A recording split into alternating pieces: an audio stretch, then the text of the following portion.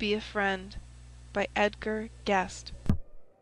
Be a Friend by Edgar A. Guest. Be a friend, you don't need money, just disposition sunny, just a wish to help another, get along some way or another, just a kindly hand extended, out to one who's unbefriended, just a will to give or lend, this will make you someone's friend. Be a friend, you don't need glory, friendship is a simple story, passed by trifling errors blindly, gaze on honest effort kindly, cheer on the youth who's bravely trying, pity him who's sadly sighing, just a little labor spent on the duties of a friend. Be a friend that pays bigger, though not written by a figure, than is earned by people clever in what's merely self-endeavor. You'll have friends instead of neighbors, for the profits of your labor. You'll be richer in the end than a prince if you're a friend.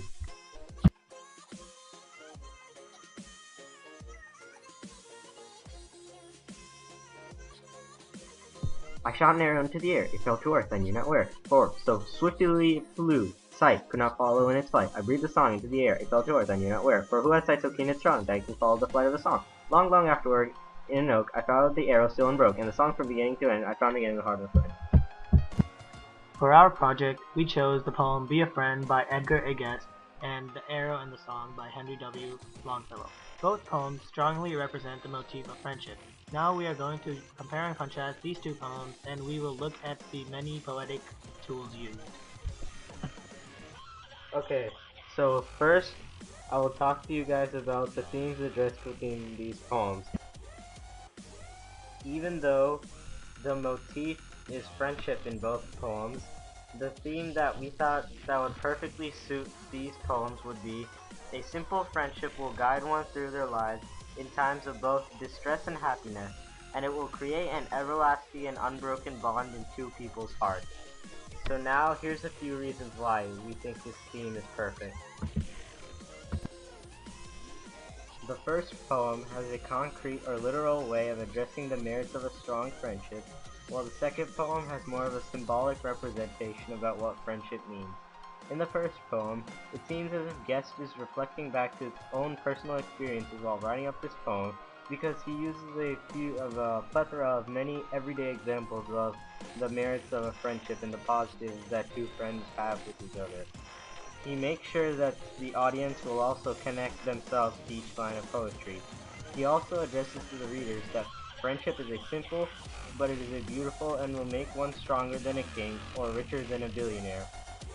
Guest also states that friends are needed in times of sorrow and death and distress. For example, when he states, "Pity him who's sadly sighing." All in all, the first poem has a plethora of real-life situations and positives of a true friendship. The second poem, on the other hand, has a completely different way of addressing its theme. Longfellow uses symbolic representations, specifically two symbols, to also reflect on the power of friendship.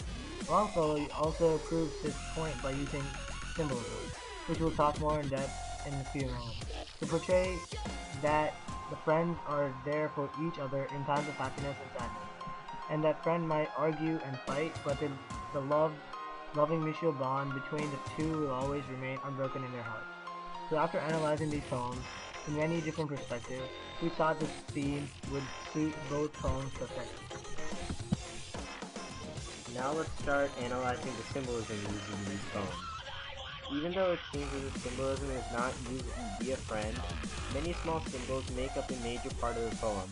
Symbolism is introduced immediately in line 2 of stanza 1 when Guest states, "just disposition sunny." The use of the words disposition sunny makes them a symbol for having a happy and cheerful attitude, which reminds the reader of all the wonderful memories cherished between him and his friend. Another strong symbol used is, "Friendship is a simple story, passed by trifling errors blindly, gaze on honest effort kindly."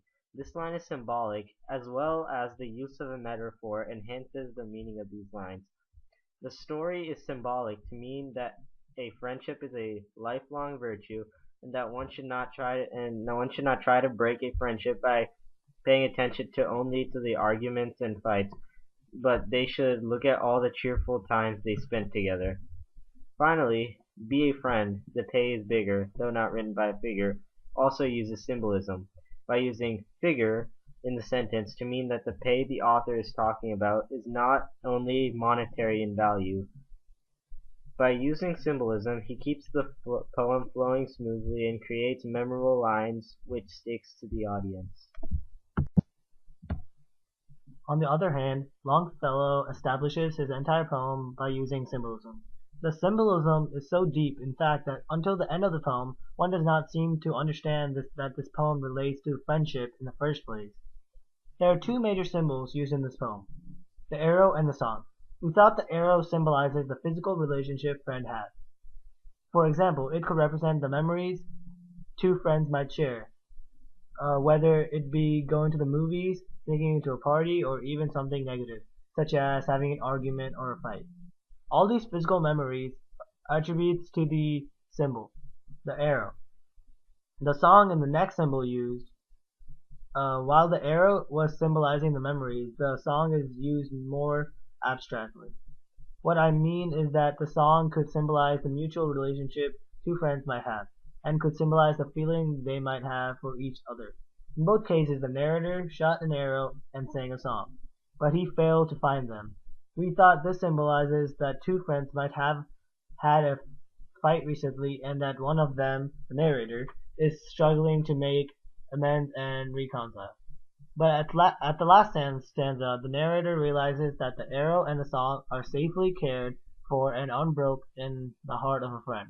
This symbolizes that even though one friend was going through a hard time, the other friend forgot about their fights and arguments and just wants to remain happy friends, which is why their memories and relationships is safe.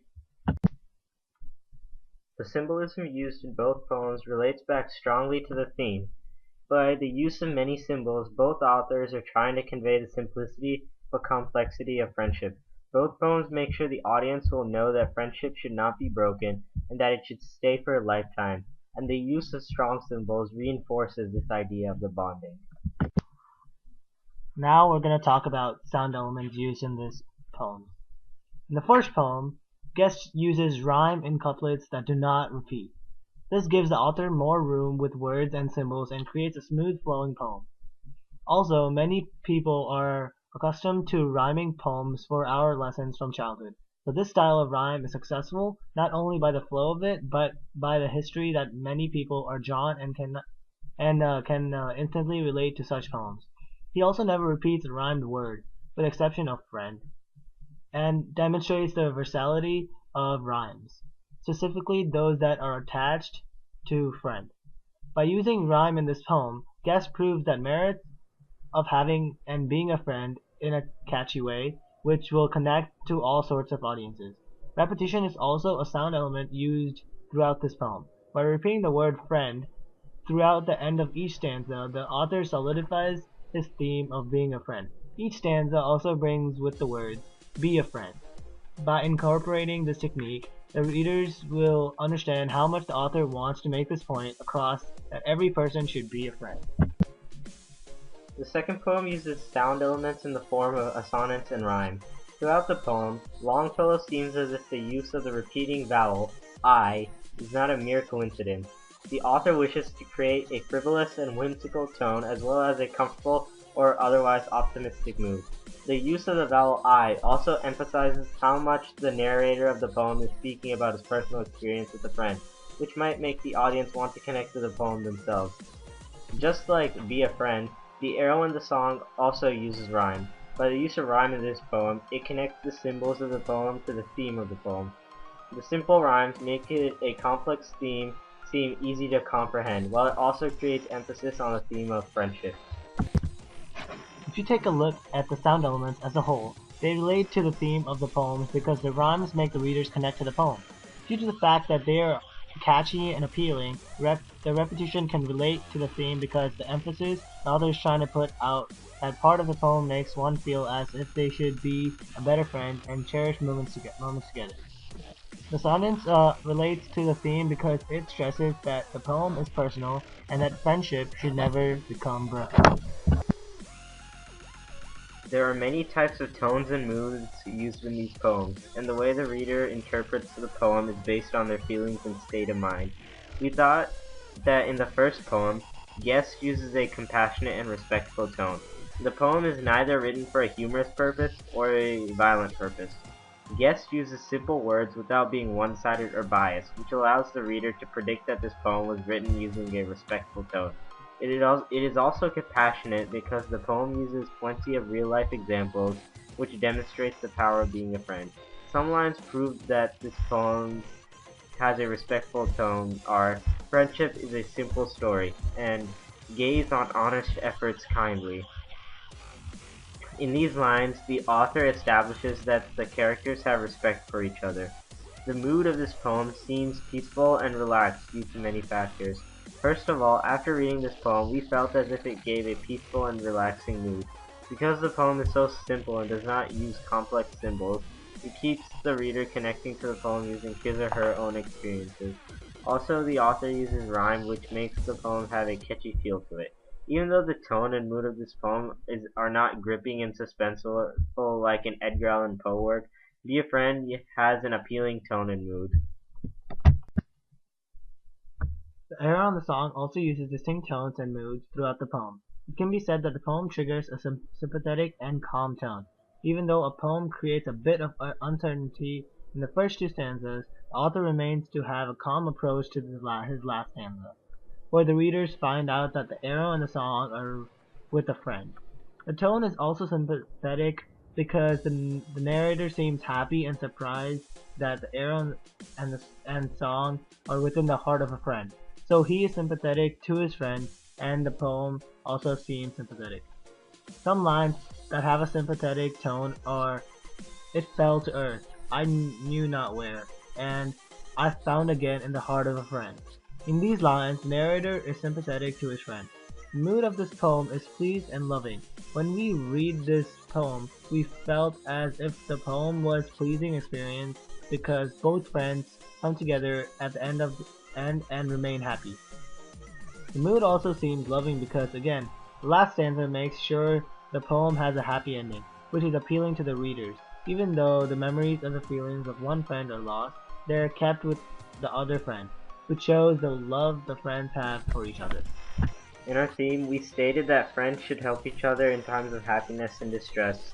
The tone and moods relates to this idea. The tone and mood relate back to the theme of the poems because both poems have a relaxing and calm feel to them, which also foreshadows that the poem is light, but the friends in both poems are there for each other.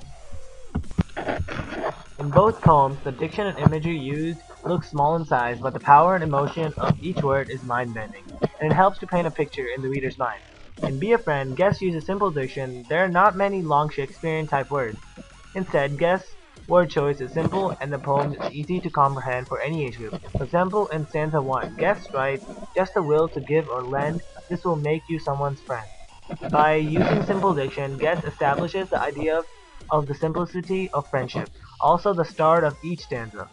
Guest uses the sentence "be a friend," which solidifies the main idea of the poem, as well as support the theme in that being a true friend will reward you with the greatest riches. By using rhyme, Guest also makes sure the audience will find the poem catchy and make his lines of poetry memorable.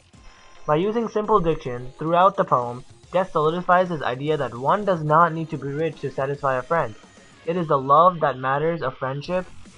Imagery is strongly used throughout this poem. In each stanza, Guest is using a different scenario in which friendship plays a key role. The first two stanzas relate to helping out a friend in times of distress, and the third stanza relates to the merits of having one. Some lines are "just a kindly hand extended."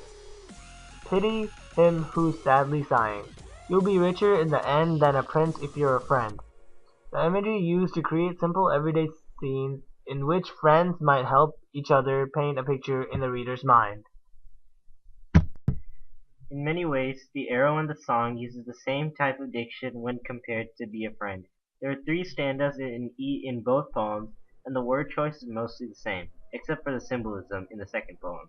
Longfellow uses complex symbolism, but by using simple diction, the readers will get a feel of what the poem is really trying to interpret. One of the best examples of diction is used in the last line, "I found again in the heart of a friend."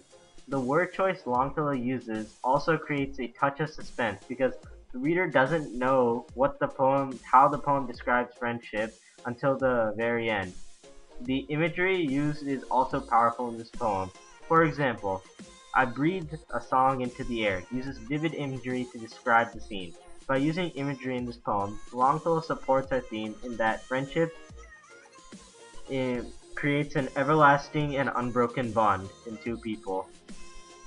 All in all, both poems have their own similarities and differences, but the motif of friendship is a strong one addressed in both poems, and our theme is strongly supported by many of these